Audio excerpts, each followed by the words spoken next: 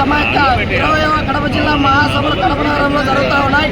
ఇవాళ కడప జిల్లా నలుమూలల నుండి విద్యారంగ సమస్యలపైన చర్చించడానికి, వాటికి సంబంధించినటువంటి కార్యాచరణ రూపొందించడానికి ఈ మహాసభలు వేదిక కానున్నాయి. ఇవాళ రాష్ట్రంలో కావచ్చు, దేశంలో కావచ్చు, దేశంలో బీజేపీ ప్రభుత్వం అధికారంలోకి వచ్చి నూతన జాతీయ విజ్ఞానం పేరుతో, విద్యా ప్రక్షాళన పేరుతో విద్యలోకి కాషాయకరణతో పాటు బీజాలు తీసుకొని వస్తూ ఉంది. అందుకే ఇవాళ బెంగళూరు లాంటి ప్రాంతాల్లో నిజాం కావచ్చు, లేకపోతే ఐఐటి లాంటి ఢిల్లీ సెంట్రల్ యూనివర్సిటీల్లో లైబ్రరీలో చదువుకుంటుంటే విద్యార్థులపైన దాడి కావచ్చు, లేకపోతే యూనివర్సిటీ కేంద్రాల్లో ఎలక్షన్స్ జరుగుతూ ఉంటే వాటి మీద బీజేపీ ప్రభుత్వం దాని అనుబంధ సంఘం చేసేటువంటి దాడి కావచ్చు, ఇలాంటి కాషాయీకరణను విద్యలోకి జరగబడేటువంటి ఈ యొక్క మతోన్మాదాన్ని ఆల్ ఇండియా స్టూడెంట్ ఫెడరేషన్ వ్యతిరేకిస్తూ ఉంది.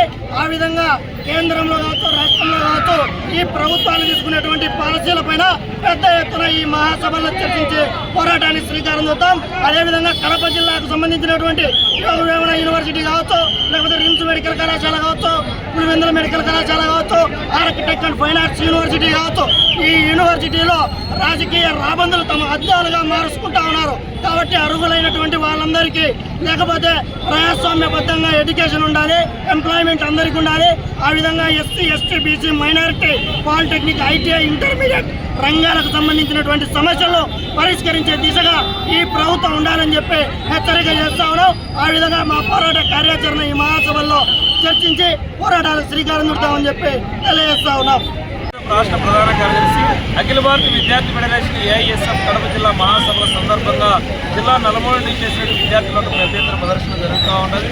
ప్రధానంగా దేశ స్వాతంత్రం కోసం, స్వాతంత్రం మా జన్మహక్కును నిలదీసి స్వాతంత్ర సంగ్రామంలో పాల్గొన్నటువంటి ఏకైక విద్యార్థి ఫెడరేషన్ అఖిల భారత విద్యార్థి.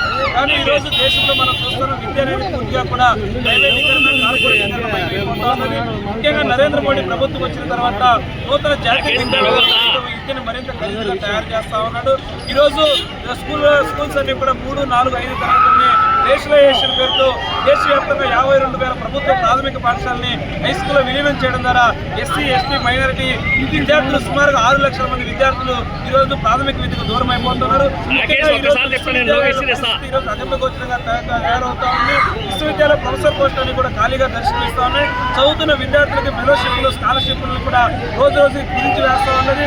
ముఖ్యంగా ఐఐటి, ఐఐఎం, ఐజర్, ఆర్కిటెక్ట్ లాంటి విశ్వవిద్యాలయాల్లో, సెంట్రల్ విశ్వవిద్యాలయాల్లో, ఎన్ఐటీల్లో ఈరోజు సీట్ల సంఖ్యను కూడా విశ్వస్వామి పేరుతో, లేకపోతే ఇతరత పేరుతో 140 సీట్ల నుంచి 60 సీట్లు, 70 సీట్లకి కుదించేయడం వలన పేద విద్యార్థులు ఉన్నత విద్యకు దూరం అయిపోతున్నారు. మన రాష్ట్రంలో కూడా ఈరోజు హాస్టల్, ఎస్సీ, ఎస్టీ, బీసీ హాస్టల్లో విద్యార్థులంతా కూడా అన్నమో రామచంద్ర అని చెప్పేసి ఆకలి కేకలు వేస్తా ఉన్నారు. విశ్వవిద్యాలయాన్ని రాజకీయ కార్యకలాపాలుగా కేంద్రమైపోతా ఉన్నాయి. కాబట్టి తక్షణమే విశ్వవిద్యాలయాలు అభివృద్ధి చేయడం కోసం, విద్యా ప్రైవేటీ కార్పొరేటీకరణకు వ్యతిరేకంగా ప్రభుత్వ విద్యారంగం పరిరక్షణ కోసం పెద్ద ఎత్తున సమరశీల విద్యార్థి ఉద్యమాలకు సన్నద్ధం కావడానికి ఈ మహాసభలు జరుగుతున్నాయి. ఈ నెల 27 నుంచి 30 తారీఖు విజయనగరంలో కూడా 49వ రాష్ట్ర మహాసభల సందర్భంగా ఈ రాష్ట్రం నెలకొన్న సమస్యల మీద చర్చించి భవిష్యత్ కార్యాచరణ రూపొందిస్తామని ఈ సందర్భంగా తెలియజేస్తా ఉన్నాం.